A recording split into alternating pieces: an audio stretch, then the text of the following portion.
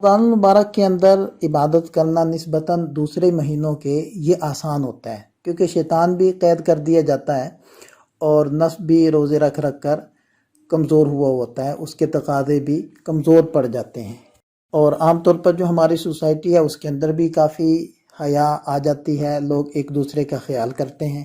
یہ وجہ ہوتی ہے کہ رمضان میں تراویح پڑھنا، روزہ رکھنا دن کا، اور سحری کرنا، تہجد پڑھنا اور نماز فجر پڑھنا یہ آسان ہو جاتا ہے، گویا کہ کافی آسانیاں ہوتی ہیں۔ لیکن دوسری طرف دیکھا جائے تو ہماری اپنی کوتاہیاں اور سستیاں ہوتی ہیں، یعنی کہ جو موٹیویشنل ہمارا لیول ہوتا ہے وہ مینٹین نہیں رہتا، اس کے اندر بہت زیادہ کمی اور زیادتی وہ آتی رہتی ہے۔ اسی وجہ سے بعض دفعہ ہم بیمار بھی ہو جاتے ہیں اور بھوک کی وجہ سے چڑچڑاپن بھی ہمارے اندر آ جاتا ہے، اپنی فیملی کو، اپنے بچوں کو وقت نہیں دے پا رہے ہوتے، بعض دفعہ نیند کے اندر کمی آ جاتی ہے، تو جس کی وجہ سے بہت زیادہ ہم ان بیلنس ہو جاتے ہیں۔ تو ان سب چیزوں کو مینجمنٹ کے ذریعے سے ہم لوگوں نے قابو کرنا ہے۔ اب کیسے قابو کرنا ہے اس کو ہم آگے بڑھ کر دیکھتے ہیں۔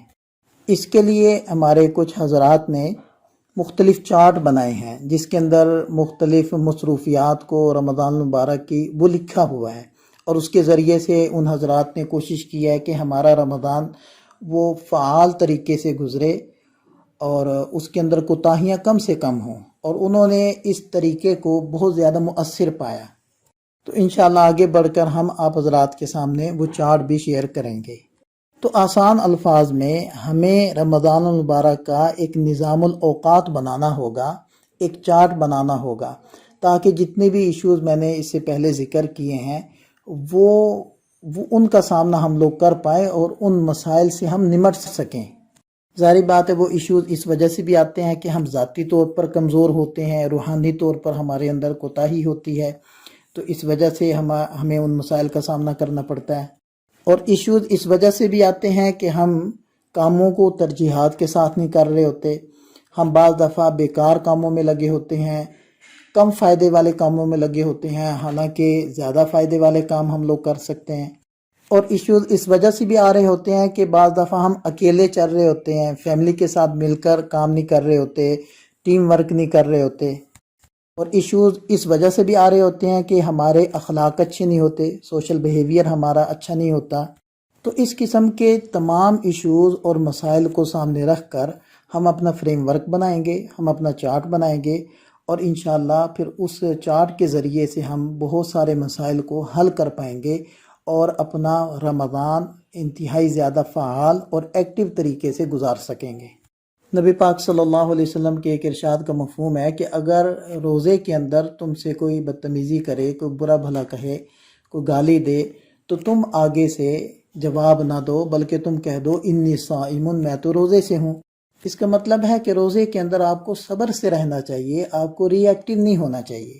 یہ چیز سیکھنے کی بھی ہے اور موقع کے اوپر اس کی پریکٹس کرنے کی بھی ضرورت ہے۔ تو یہ پرسنالٹی مینجمنٹ کی ایک صورت ہے، اور پرسنالٹی مینجمنٹ کا مطلب یہ ہوتا ہے کہ آپ کی شخصیت ایسی ہو، آپ کے اخلاق ایسے ہوں کہ اس کی وجہ سے ایشوز اور مسائل نہ بنتے ہوں، جس سے جھگڑے نہ ہوں، جس کی وجہ سے آپ کا ٹائم ویسٹ نہ ہو۔ یعنی کہیں پر غصہ بھی ہونا ہے تو اس کا بھی کوئی فارمولہ ہو، کہیں پر خوش ہونا ہے تو اس کا بھی کوئی فارمولہ ہو۔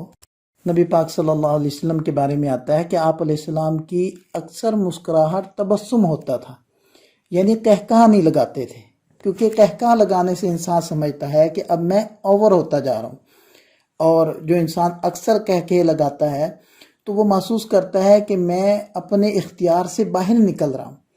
اور اسی طرح بعض لوگ غصے کے اندر اپنی زبان سے اول فول بکنے لگ جاتے ہیں، گالیاں دینے لگ جاتے ہیں، منہ سے جھاگ نکالنے لگ جاتے ہیں، جبکہ نبی پاک صلی اللہ علیہ وسلم کے بارے میں آتا ہے کہ آپ علیہ السلام کو جب غصہ آتا تو آپ علیہ السلام کا رنگ مبارک سرخ ہو جاتا، یعنی آپ علیہ السلام کے رنگ سے، چہرے کے تغیر سے دوسرا سمجھ سکتا تھا کہ اب آپ علیہ السلام کو غصہ آ رہا ہے۔ لیکن زبان سے کوئی ایسی بات نکالنا کہ جو سب و شتم ہو، گالی ہو، یہ آپ علیہ السلام نہیں کیا کرتے تھے۔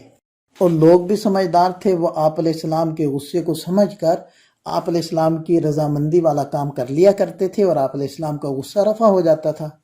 دیکھیں خوشی میں بھی ایکسٹریم پر نہیں جاتے تھے اور غصے میں بھی ایکسٹریم پر نہیں جاتے تھے. تو ہم نے اپنی مینجمنٹ ایسی کرنی ہے. ہم نے ری ایکٹیو ہونے سے بھی بچنا ہے، ہم نے صبر کرنا ہے، ہم نے بہت ساری چیزوں کو برداشت کرنا ہے اور اپنی ٹیم کو اپنے ساتھ لے کر چلنا ہے. اور ٹیم کو اپنے ساتھ لے کر چلنے کے لیے ذاتی جو اخلاق ہوتے ہیں ان کا بہت زیادہ عمل دخل ہوتا ہے.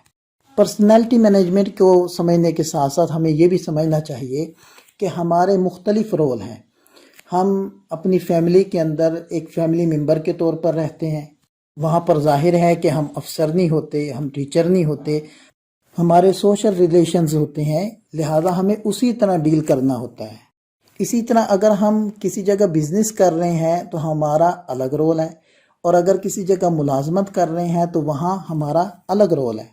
ایک تو ہم نے اپنے رولز کو پہچاننا ہے اور اس کے مطابق رمضان ہمیں یہ نہیں کہتا کہ آپ بس صرف روزہ رکھیں اور جو آپ کے دیگر رولز ہیں ان کو پلے نہ کریں اور وہ کردار آپ ادا نہ کریں، بلکہ ہم نے وہ بھی کرنے ہیں. کیونکہ اسلام تو چست مسلمانوں کو پسند کرتا ہے، سست مسلمانوں کو پسند نہیں کرتا.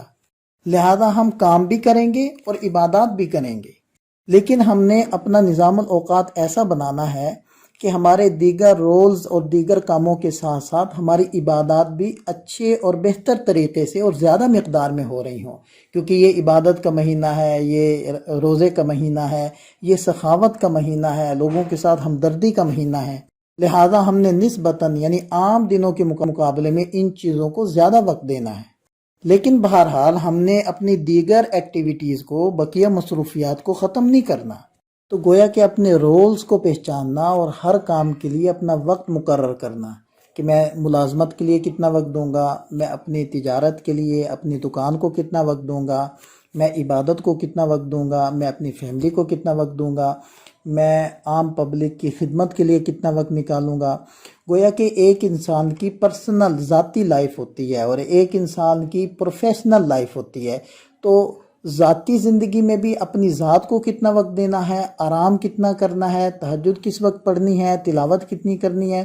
تو اپنی ذات کو بھی وقت دینا ہے اور ساتھ ساتھ عبادات کو بھی وقت دینا ہے، اور ساتھ ساتھ اپنے پروفیشنل لائف جو آپ کا پیشہ ہے اس کو بھی آپ نے وقت دینا ہے. اور سب کے لیے یعنی تمام رولز کے لیے آپ نے مناسب وقت مقرر کرنا ہے.